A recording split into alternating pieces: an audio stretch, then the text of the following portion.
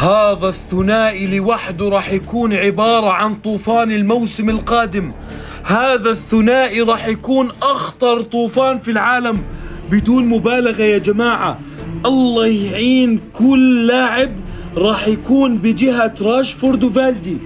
الله يعين كل ظهير راح يواجه هذا الثنائي، لأنه الجهة اليسرى في برشلونة راح تكون أخطر جهة بكل الدوري الإسباني في الموسم القادم.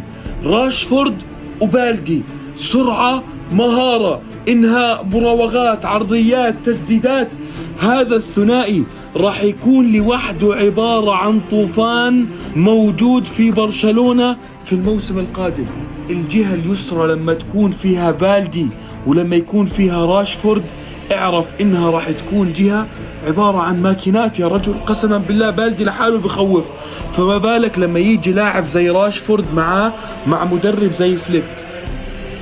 أرنولد، أملي فيك يا أرنولد، قسما بالله أرنولد أنت أملي الوحيد في الحياة.